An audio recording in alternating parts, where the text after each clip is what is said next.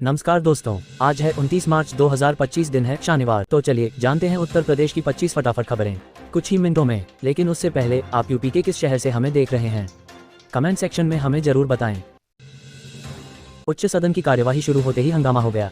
बवाल सपा सांसद रामजीलाल सुमन के बयान को लेकर हुआ। राजपूत राजा राणा सांगा को लेकर की गई उनकी हालिया टिप्पणी को लेकर भाजपा हमलावर है। कांग्रेस नेता मल्लिकार्जुन खड़गे के बयान के बाद मामले ने और तूल पकड़ लिया है। इस बीच बुधवार को रामजीलाल सुमन के आगरा स्थित आवास पर करणी सेना के समर्थकों ने हमला भी किया था। मलयालम सुपरस्टार मोहनलाल अपनी फिल्म एल दो एम्पुरान की रिलीज से ठीक पहले विवादों में घिर गए।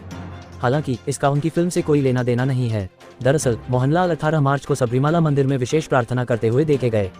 इसके बाद उनकी इस यात्रा का वीडियो वायरल हुआ। इस वीडियो में वह अपने करीबी दोस्त ममूटी के लिए प्रार्थना करते और आशीर्वाद मांगते हुए नजर आए। कांग्रेस नेता ने गुजरात हाईकोर्ट के 17 जनवरी के आदेश को चुनौती दी थी। गुजरात हाईकोर्ट ने उनके खिलाफ दर्ज एफआईआर को खारिज करने से इनकार कर दिया था। कोर्ट ने कहा था कि जांच अभी शुरुआती चरण में है। पोस्टमार्टम हाउस पहुंची कौशल्या ने बिलखते हुए बताया कि जिन बच्चों को पालने के लिए उसने खुद कभी चप्पल तक नहीं पहनी, राजीव ने ही उनका कत्ल कर दिया। दोपहर में उसने दाल चावल बनाया था। उत्तर प्रदेश माध्यमिक शिक्षा परिषद ने कक्षा 12वीं के छात्रों के लिए एक राहत की घोषणा की है। वे छात्र जिन्होंने कक्षा 12वीं की प्रैक्टिकल परीक्षा में भाग नहीं लिया था, अब उन्हें परीक्षा देने का एक आखिरी मौका मिलेगा। दिल्ली पुलिस ने आम आदमी पार्टी के राष्ट्रीय संयोजक अरविंद केजरीवाल और अन्य के खिलाफ एफआईआर दर्ज की है।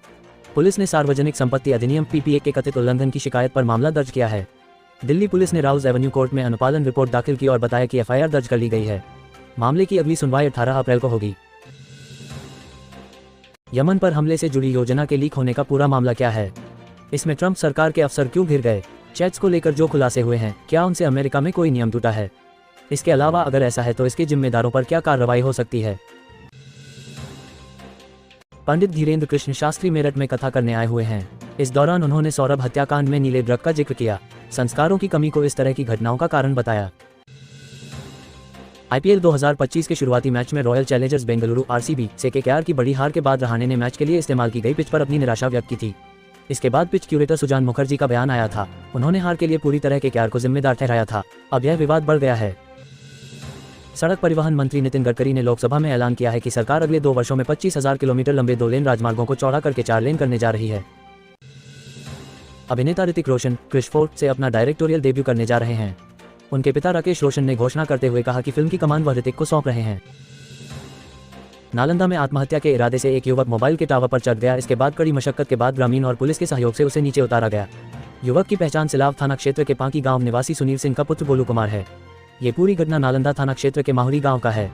गोलू ने बताया कि वह आत्महत्या करने के लिए मोबाइल टावर पर चढ़ा था। उसके माता पिता की मृत्यु हो चुकी है। उसने बताया कि उसके साथ मारपीट किया जाता है, इसलिए वह मोबाइल टावर पर फांसी लगाने के लिए चढ़ गया था। प्रतापगढ़ के रानीगंज में अस्पताल में काम कर रही युवती की मौत के बाद जमकर बवाल हो गया। परिजनों ने सामूहिक दुष्कर्म के बाद हत्या का आरोप लगाया है। इसको लेकर प्रदर्शन शुरू कर दिया। पुलिस ने भीड़ को तितर-बितर करने के लिए लाठीचार्ज किया तो ग्रामीण उग्र हो गए और पत्थरबाजी शुरू कर दी। सपा के राज्यसभा सांसद रामजीलाल सुमन के घर हमला कराने वाले क्षत्रिय करणी सेना के राष्ट्रीय अध्यक्ष आकेंद्र राणा की गिरफ्तारी नहीं हो सकी है। आरोपी को गिरफ्तार करने के लिए 4 एसओजी सहित 6 टीमें लगाई गई हैं। मुख्यमंत्री सामूहिक विवाह योजना में धांधली सामने आई है। इसमें 1001 की बजाय कुल 1038 जोड़े शामिल हुए थे। जांच में मड़ियाहू ब्लॉक के भाई बहन सहित 6 जोड़े अपात्र पाए गए हैं। इनके खातों में भेजी जाने वाली 35,-35,000 की धनराशि रोक दी गई है। इसके साथ ही सामूहिक विवाह के लिए जोड़ों का सत्यापन करने वाले अधिकारियों व कर्मचारियों पर भी कार्रवाई की तैयारी है।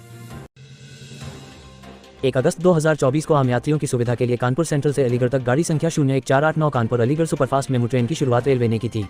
8 डिब्बों वाली इस ट्रेन की खास बात यह थी कि यह सस्ते पैसेंजर ट्रेन के किराए पर कम समय में अधिक दूरी तय कराती थी। सप्ताह में 6 दिन इस ट्रेन का संचालन किया जा रहा था। गोरखपुर में आग ने किसानों की मेहनत पर पानी फेर दिया है। बांसगांव, चौरी चौरा, पीपीगंज, सिकरीगंज, गगहा और गोला में लगी आग से 36 एकड़ 85 बीघा गेहूं की फसल जलकर राख हो गई। ग्रामीणों और फायर ब्रिगेड के प्रयासों से आग पर काबू पाया गया। आरोप है कि बिजली के तारों में शॉर्ट सर्किट और तेज हवा के कारण यह हादसा हुआ। नवरात्रि में महर आने वालों के लिए खुशखबरी। रेल प्रशासन ने महर स्टेशन से गुजरने वाली 18 ट्रेनों को 5 मिनट का ठहराव देने का फैसला किया है। वहीं गर्मी की छुट्टियों में ट्रेनों में उमड़ रही भीड़ के दृष्टिगत रेलवे ने वंदे भारत एक्सप्रेस चलाने का निर्णय लिया है। ग्रीष्मकालीन ये ट्रेन 27 फेरों में 27 मार्च से 26 अप्रैल तक चलाई जाएगी। 30 मार्च से चैत्र नवरात्र शुरू हो रहा है। इन दिनों वैष्णो देवी माता के दरबार में भक्तों की भीड़ रहती है। इसके मद्देनजर किसी प्रकार की भी अनचाही घटना से बचने के लिए सुरक्षा के पुख्ता इंतजाम किए गए हैं।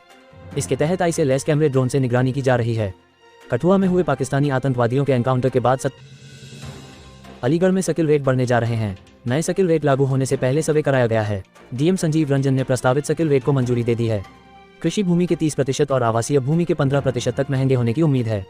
आपत्तियां 7 अप्रैल तक दर्ज कराई जा सकती। Kanpur logistics park private limited से 16 मार्च को 3.92 करोड़ रुपए की निकल प्लेट लदा कंटेनर चोरी हो गया। ये चोरी हरियाणा के गैंग ने की थी। पुलिस ने गिरोह के 5 सदस्यों को गिरफ्तार कर घटना का राजफाश किया है, जबकि सरगना समेत 5 आरोपित अभी फरार हैं। गिरोह ने निकिल को दिल्ली में 1280 रुपये प्रति किलो के रेट से बेच दिया। रोडवेज का नया सुपर ऐप यात्रियों के लिए सफर को आसान बनाने जा रहा है। इस ऐप के जरिए यात्री बसों का लाइव लोकेशन और टाइम टेबल देख सकेंगे, साथ ही टिकट भी बुक कर सकेंगे। ऐप में आर्टिफिशियल इंटेलिजेंस AI का इस्तेमाल किया गया है, जो यात्रियों को बेहतर अनुभव प्रदान करेगा। ऐप में बस नंबर डालते ही लाइव लोकेशन सामने आ जा रहा। प्रदेश में सड़क सुरक्षा को सुनिश्चित करने के लिए प्रदेश के सभी हाईवे एक्सप्रेसवे के साथ सड़क परिवहन विभाग और ट्रैफिक पुलिस को अत्याधुनिक उपकरणों से लैस किया गया है। प्रदेश के सभी स्मार्ट सिटी की सड़क और चौराहों पर लगभग 7,25,384 CCTV कैमरे लगाए गए हैं। केंद्र घोषित स्मार्ट सिटी आगरा, अलीगढ़, बरेली, लखनऊ, प्रयागराज, कानपुर, वाराणसी में लगभग 5,69,411 CCTV कैमरे लगाए गए हैं। गोरखपुर पुलिस ने धर्म और गरीबों की मदद के नाम पर चंदा उगाही और ठगी करने के आरोपी योगी कॉर्पोरेशन गैंग के सरगना हर्ष चौहान उर्फ योगी हर्षनाथ को गाजियाबाद से गिरफ्तार किया है। आरोपित ने योगी कॉर्पोरेशन ऑफ इंडिया नाम से फर्जी फर्म बनाकर लोगों को ठगा था। उसके खिलाफ गोरखनाथ थाने में जालसाजी का मुकदमा दर्ज था। पुलिस उसकी तलाश कर रही थी।